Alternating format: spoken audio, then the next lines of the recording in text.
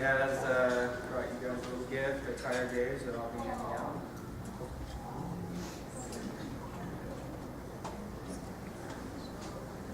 Alright, so what I did want to talk about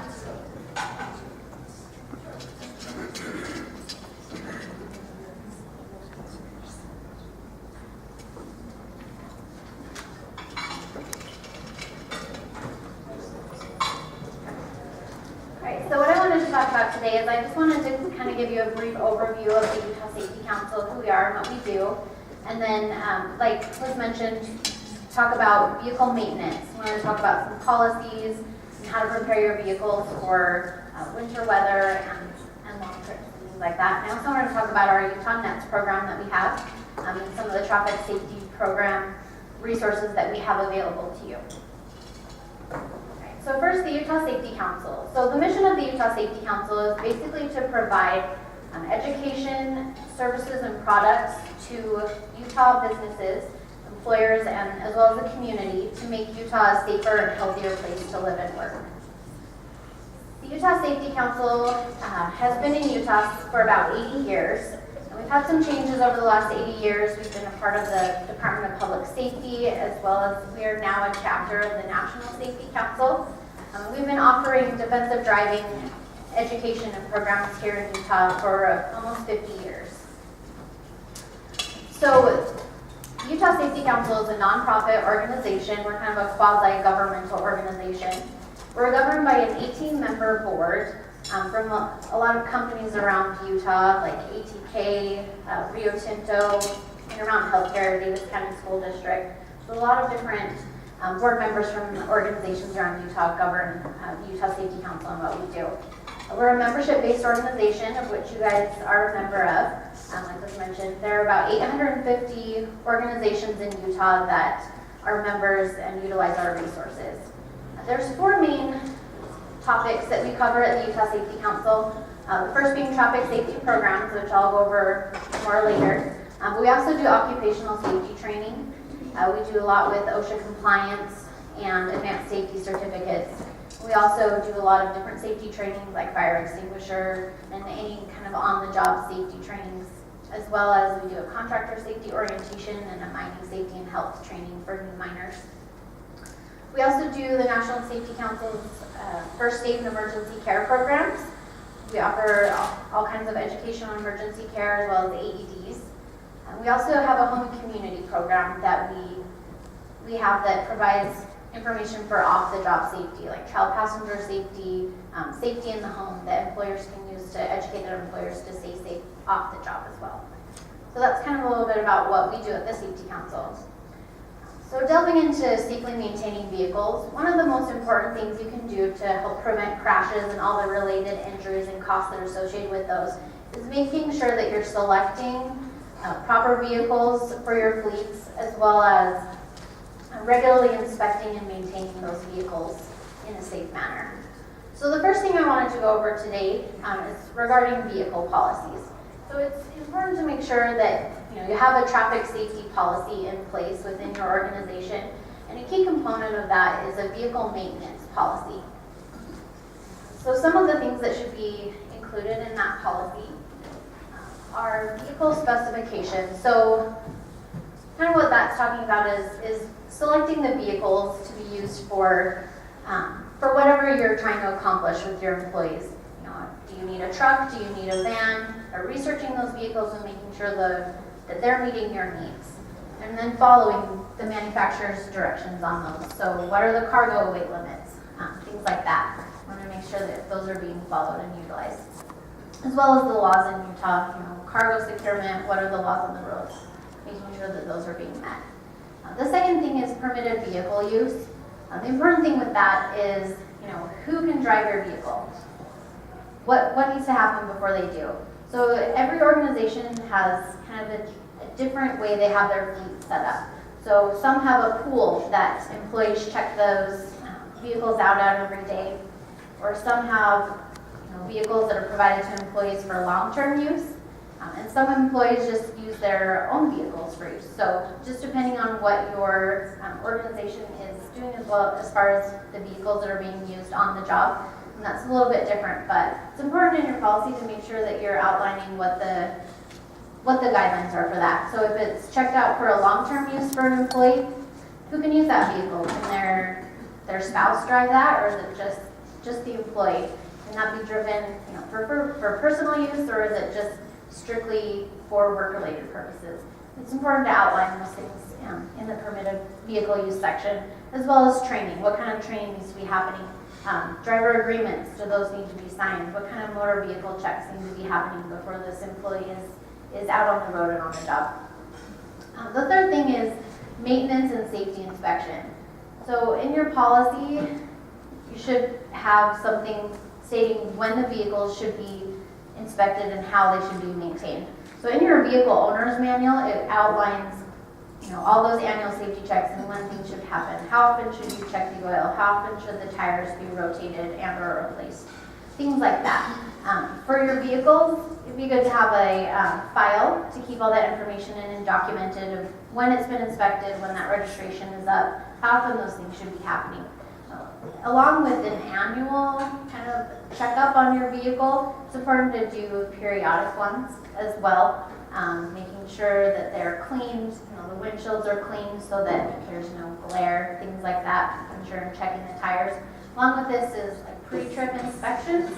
Talk about that a little bit later, but it's important to make sure that pre-trip inspections are being done with the vehicles when they're leaving the county for use. And the last thing is a safety kit. Do your employees have what they need in the vehicle in case an emergency happens? If they have to check or change a tire, do they have a safety vest so that they can be seen easily by traffic? Are there cones that they can put out? Do they have a spare tire in there? Just making sure all those emergency things are in the vehicle for the employee use. So I want to talk a little bit more about pre-trip inspections. So I handed out kind of a sample for you guys at your desks. You should have one for your tables. I just put out a sample of what a pre-inspection form can look like and some of the things that should be inspected.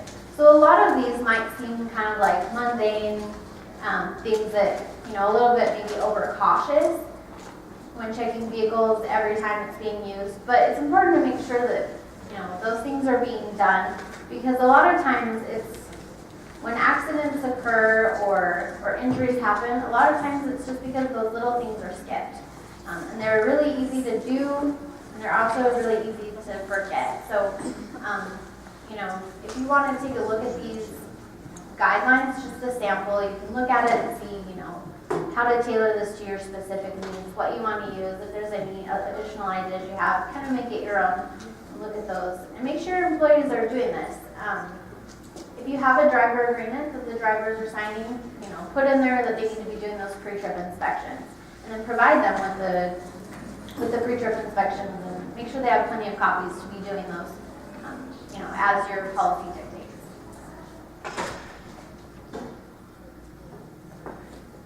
So preparing for extreme weather conditions.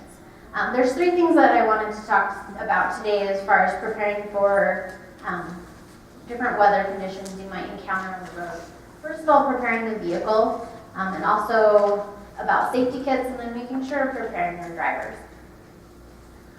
So preparing your vehicle for winter, like I talked about before, it's important to make sure that those annual checks are being done, but especially before the winter weather hits. On the board there, or on the PowerPoint, there's a bullet pointed list of things that should be gone over. If you have a mechanic on staff, or if there's a mechanic that you take them to, or some things can be done just by everybody. Some things more like the engine, more an expert might want to check out. So it's important to just make sure that they're all in good working order. Make sure the tires have good tread depth. That'll be, if they encounter heavy rain or winter or ice or things like that. Batteries are charged. Make sure the lights are, not burn out. It's easy to not notice them when you're driving. So it's important to make sure that, you're walking around the vehicle, turning those on, making sure that those are working, especially when we're getting more into winter weather and it's darker a lot, a higher percentage of the day, to make sure that those lights are working so they can see. And windshield wipers are an important thing to make sure as well. I'm sure everybody's had that experience where there's a heavy rain and your windshield wipers don't work, and it gets to be a scary situation. So it's always good to make sure that those are all taken care of and everything's in working manner before that weather hits. With a safety vehicle kit, do you guys have those in your fleet vehicles? Kind of a survival kit, emergency kit? How many, if I raise a hand, how many of you guys have those in your fleet vehicles? Quite a few. Do you get fruit snacks? That's a good component. So what do you guys have besides fruit snacks? What do you have in your vehicle safety kits? What do you think should be in there? Flares. Flares, that's a good one. The triangles for when you have to change your tire. Mhm. What about first aid kit? Blankets, yes, for winter weather. If you get stranded, it's always good to have, emergency blanket or something in there to be able to keep warm. So there was another handout that I put out called Winter Storms.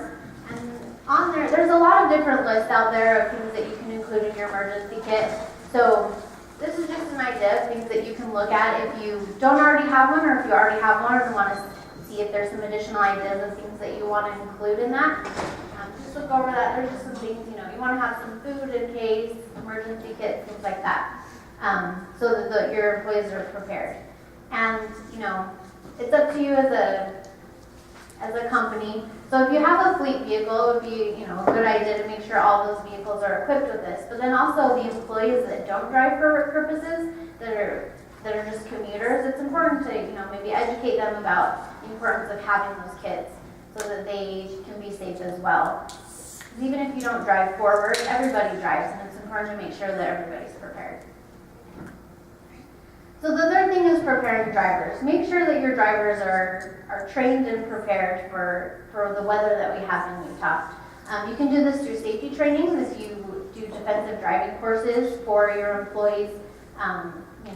Train on different brake types. Do your employees know what type of brakes are in the vehicles that you have in your fleet and how to operate those if they encounter ice or heavy rain, things like that. Just make sure if you have your vehicle prepared, then you also need to have a driver that's prepared to be able to safely, drive that vehicle in those winter conditions and have that education and background so that when they encounter those situations, they know how to handle those. A proper winter attire, they could be in your safety kit, or just make sure that, wear your coats and gloves in case you got to get out. Make sure everybody's warm and prepared for that winter weather. And then also wearing your seatbelt. That's the number one safety thing that you can do when you get in a vehicle, is put on that seatbelt. Seatbelts greatly save lives and reduce injuries just by clicking that belt. So that's one of the important things to make sure and remind your employees to put those on. Okay. So then also I'm going to talk about preparing for a longer trip. Some of you might have come up on a trip to get to this meeting. But so preparing for a long trip is kind of similar to preparing for winter weather. You of course want to make sure that your vehicles are in good working condition. The tires, the battery, the lights, all the oil and fluids are at the proper level. You want to make sure that you're referencing your owner's manual in your vehicle to make sure that you're meeting those guidelines. So every vehicle is a little bit different. And then your vehicle safety kit that we already talked about. So important thing, especially for winter, and then as well as when you're leaving on a long trip, is usually when you get that reminder of, I got to make sure I have all this stuff. So some of the things might have been used or expired. Some of your fruit snacks might be a little bit old. So you just want to go through your vehicle safety kit and make sure that everything is, in the kit that should be, and that there's no expired items and that those have been replaced. Also, packing smart. We talked about making sure the vehicle loads that the manufacturers outline, make sure you're not overloading your vehicle and everything's properly, packed in the vehicle. You want to make sure you don't have projectiles. A lot of times, things that are loose in the vehicle, they can become a projectile in a crash. So you want to make sure everything's secured. You also want to make sure to know where you're going. So it's important to make sure you know where you're going before you start the engine. We all know about the big issue of distracted driving using cell phones. So you just want to make sure that you're putting that, if you're using your GPS, just plug in that address, those coordinates before you go and just set it aside. Be familiar with your surroundings and your map so that you're not distracted when you're driving. And you also want to be, along with that, leaving early. especially if you're not familiar with where you're going, or if there's traffic or inclement weather, just making sure you're giving yourself plenty of time. And then you're not rushed and get yourself in a hard situation because you're trying to get there. So just leave plenty of time. Be patient with other drivers and just, easy goes as you go on the road. And then also your passenger prep, depending on who's with you. If you're bringing children, obviously you want to bring some fruit snacks or headphones, something for them to keep them occupied. Even adults get bored in the car, so it's good to make sure that everybody's prepared for a long trip or the winter. And then also be safe. Obviously, buckle up that seatbelt, put those phones away, and make sure you're following the speed limit and different laws. And be familiar with the area that you're in. Different cities and different states have different ordinances, so you just want to make sure that you're familiar with the laws in that state or that area before you hit the road. All right, so now I wanted to talk about some of the traffic safety programs that we offer at the Utah Safety Council that you guys have the option to utilize. So first of all, I want to talk about our Utah Network of Employers for Traffic Safety Program, or we call it NETS. It's a long title. So I'm going to tell you about NETS and then some of the resources and options you have available. So NETS was created in 1989. It's a national program that addresses the need for employers and their traffic safety programs, because motor vehicle crashes are the #1 cause of injury on the job. So NETS was created to help employers implement policies and educate employers to keep those employees safe on the road. And the mission of NETS is also to include families of your employees. So a lot of the information through NETS to pass along to your families, or employees, is to pass along to their families as well, because we want everybody to stay safe and healthy on the road. All right, so one of the things we offer is we have a lot of online resources. So within the Utah Safety Council website, we have a Utah NETS page. And on this page, we have a lot of free traffic safety resources that you can download and utilize. There's a lot of things like PowerPoint presentations, or videos, or safety talks, or fact sheets, or things like that. You can just print off and download and send to your employees. We also do a quarterly newsletter that we send out, I would say 4 times a year. Gives different topics, and we send those to you so that you can provide those to your employees as well as help you with your traffic safety programs. We also do monthly emails with different traffic safety topics or things that are upcoming, different safety observances, different things that are going on, just to keep you aware and for you to pass along to your employees. And we also do presentations. We have people that go out and do presentations for you, and then we also have presentations that you can just take and then present yourself as a safety manager in one of your safety meetings. Some of the events that we have with the NETS program, there's 3 big events that we have. We have our Occupational Seatbelt Award. Last week we had our annual awards luncheon where we recognize businesses and companies for the safety performance that they've had and successes that they've had with their employees. So one of the things is recognizing seatbelt usage and promoting that. So what that is employers will do a baseline survey to see kind of an observational survey of where their employees are at with their seatbelt usage. And then over the next 30 days after they do that survey, then they do a lot of education and promotion. And we have a lot of resources, that we can give you to help you with that. And then after 30 days, you do a second survey and see if you've had an increase of seatbelt usage in your employees. And with that, if you've exceeded that 95% or above, then we recognize you for promoting seatbelt usage in your organization.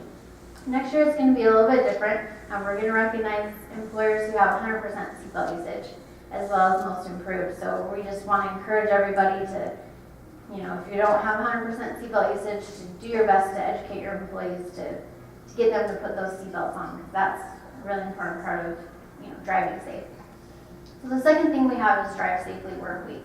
This is an observance the first week in October for employers, and we provide information and resources for employees to just really hit home that traffic safety message. And what it is we provide a toolkit for you to just take and just provide to your employees. And it's just, a toolkit that you can basically take and just, there you go, everything's laid out for you.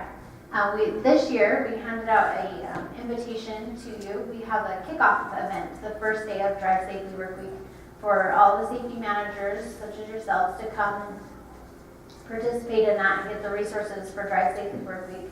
The emphasis this year is on employers and helping them implement a traffic safety program or strengthen the one that they already have. And so there's a lot of resources that we'll be providing you with, as well as a lot of different options that you can see of things that you can bring into your workplace to help educate your employees and drive that safety message home. The last thing is the traffic safety management seminar. So we put on a seminar every year just regarding employer traffic safety and helping with your safety programs. So we just take some different topics depending on when we hold it. We give you a lot of resources that you can use to just take back to your workplace. All right. So we also offer the National Safety Council's Defensive Driving Program. So the Defensive Driving Program is the first driver improvement course in the nation. It's a nationwide program and curriculum. And the National Safety Council has done a lot of studies that show that this curriculum makes drivers much safer than those that haven't taken the course. They've done studies and shown that those that have taken it average much fewer crashes and citations as those that haven't been through it. So it's a really good national curriculum to use to train your drivers, and it's used all across the nation. So there's 3 different curriculums within this that I want to talk to you guys about today. So the first one is our online course. So we have an online course. It's a 4-hour course that your employees can take to refresh their driving skills. It's an interactive online course that they go through. There's knowledge checks throughout, as well as a test in the end. And there's a lot of situations that they have to do problem solving of what would I do in this situation, what would happen. The course is offered in English and Spanish, and a lot of different county and governmental agencies, as well as other businesses in Utah, utilize this course as part of their refresher training. And a lot of them really like this course because it's offered 24/7. Their employees can take it here and there. So it's just kind of what works with your business and your employees. It's kind of hard to have them off the road or off their jobs for a long period of time. And with the online course, it does help meet that need as far as time management as well. We also have the live version of the course, and there's different options of ways that you can utilize this course. We do send instructors to teach your employees, and we also offer instructor trainings for you to become a defensive driving instructor to teach the curriculum in-house. And there's a lot of pros and cons with the online versus the in-person. Some of the pros of the in-person is obviously the value of the instructor and their experience, as well as the interaction of the class. Everyone can learn from each other's experience, as well as, depending on what type of vehicles that your employees are driving and things like that, you can kind of tailor the curriculum a little bit to address that. If they're snowplow drivers or they're utility workers, whatever, you can bring in that experience and information and target it directly to them. So this course is a really valuable course, and there's a lot of, like I said, government and county and different organizations that use this course to train their employees. And every organization has a different policy. Some, you have to take a refresher every year, or every 3 years, or every 5 years. So every organization is different. So some do the in-person course, and then as a refresher, the online, and so forth. So these options are available to you to use however what meets your needs. And then the last curriculum that I want to talk about is a professional truck driver curriculum. And this one is targeted mostly to semi-truck drivers and those that are driving the bigger trucks. So it's basically similar to the defensive driving course, except it's more specific to those that are driving the bigger vehicles. And this is also, offered on-site, or you can train your own instructor within your organization to do that. We also offer the coaching systems programs. These are more vehicle-specific defensive driving courses. One of the most utilized one is probably the coaching the van driver course. A lot of organizations that have van fleets will utilize this course. They also have a lot of different curriculums that I didn't list up here. They have everything from the experienced driver to the pest control driver to just any type of vehicle that you can think of. They have a curriculum for to meet your needs for whatever your employees are driving. And these are offered online and on-site, as well as training programs where you can have your own instructor within your organization to teach that course. And then the last thing is we have a safety media library, and we have over 900 titles in this media library. It's one of the biggest in the nation, and there's a lot of titles in there to do any kind of safety training that you can think of. We do have a traffic safety section with all kinds of different winter driving, distracted driving, all kinds of different traffic safety topics. If you wanted to do a training, you could show a video, and these are a good resource for your traffic safety programs. So, do you guys have any questions? Anything we talked about today, or anything you did?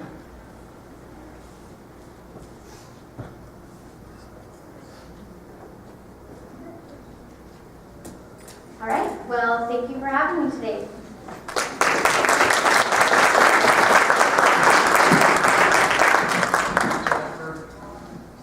Again, the Safety Council as well has been a really